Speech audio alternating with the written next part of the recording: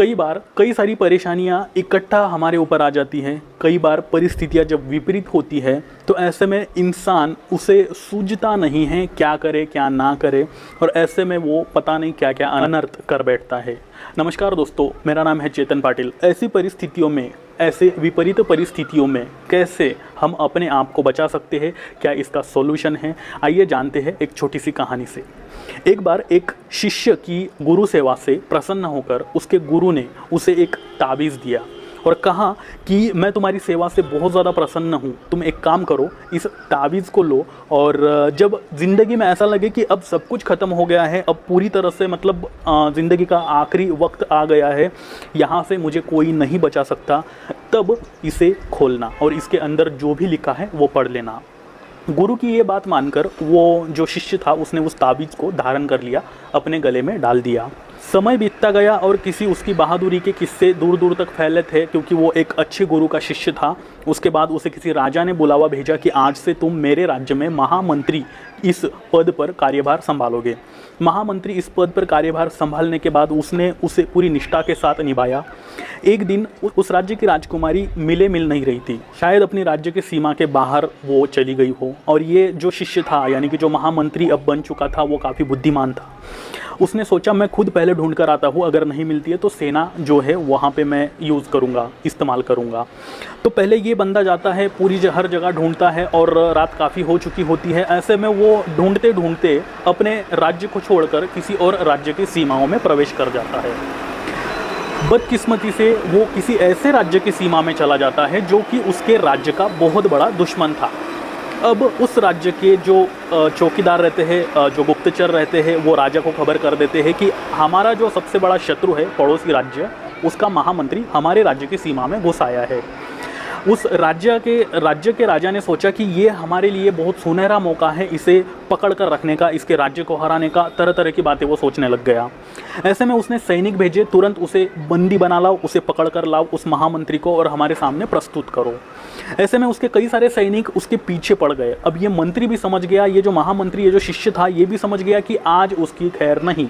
उसके पास घोड़ा था, वो दौड़ा भागा, इधर उधर चकमा देके निकलने की कोशिश कर रहा था, लेकिन वो राज्य की सीमा के अंदर इतना ज़्यादा घुस आया था कि उसे किसी भी तरह का कोई रास्ता दूर दूर तक नज़र नहीं आ रहा था। ऐसे में उसने होप्स छोड़ दिए, उसकी जो उम्मीदें थी वो छोड़ दी। अब उसे लगा कि अब मेरी ज़िंदगी का ये आखिरी पल है, यहाँ पर मुझे कोई भी नहीं बचा सकता। एक छोटी सी गलती इस बंदे के लिए इतनी भारी पड़ सकती है, ये इसने कभी सपने में भी नहीं सोचा था।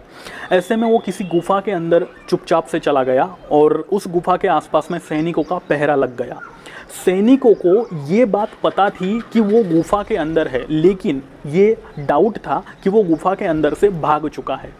तो दोनों चीज़ों जो है सैनिकों के जहन में थी। उनको ये श्योरिटी नहीं मिल पा रही थी कि महामंत्री जो शिष्य था वो महामंत्री इस गुफा के अंदर है या फिर यहाँ से भाग चुका है। आधे सैनिक वहाँ पे डटे रहे, आधे सैनिक उसे ढूंढने के लिए और निकल गए। तो उस टाइम वहाँ पे वो कुछ टाइम तक जो महामंत्री था गुफा के अंदर रहा और धीरे धीरे सैनिक अंदर जाते रहे, उसे ढूंढते रहे। अब उसे ये बिल्कुल श्योर हो गया था कि आज के बाद मेरा अस्तित्व नहीं रहेगा, आज के बाद मैं यहाँ पे ज़िंदा नहीं रहने वाला, मैं ख़त्म हो जाऊँगा। तरह तरह के सवाल उसके दिमाग में आने लगे। तब जाकर उसके गुरु ने जो उसे ताबीज़ दिया था, जो छोटा सा लॉकेट दिया था, उस लॉकेट पर उसकी नज़र पड़ती है और वो पिछले पल याद करने लग जाता है जब उसके गुरु ने कहा था कि ज़िंदगी के ऐसे लम्हों में ही इसे यूज़ करना, एक ही बार आप इसे यूज़ कर सकते हो, जब सब कुछ ख़त्म हो जाए, उम्मीदें ख़त्म हो जाए, तभी इसे यूज़ करना, तभी इसे खोल कर देखना। तो उस महामंत्री को लगा, उस शिष्य को लगा कि यही एक सबसे बढ़िया समय है कि मैं इसे यूज़ करूँ। उसने खोला, उस पर लिखा था ये पल भी कट जाएगा।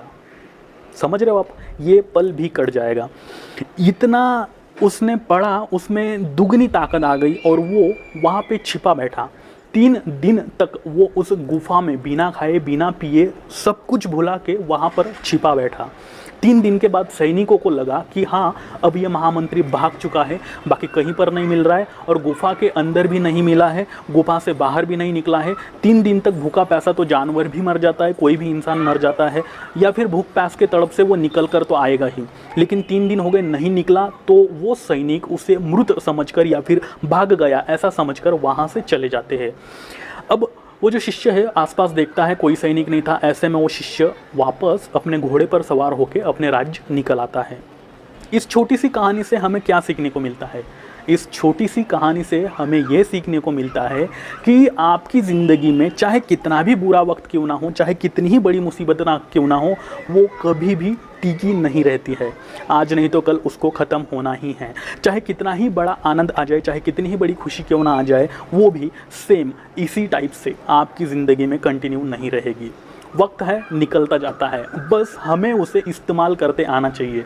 मैं चेतन पाटिल लेता हूँ आपसे विदा, और जाते जाते हमेशा की तरह आज भी एक संदेश आपके नाम देना चाहूँगा। याद रखिए कि ऐसा कोई भी इंसान नहीं जिसकी ज़िंदगी में समस्याएं नहीं, ऐसा कोई भी इंसान नहीं जिसकी ज़िंदगी में समस्याएं नहीं, और ऐसी कोई भी समस्या नहीं जिसका आपकी ज़िंदगी में समाधान नहीं।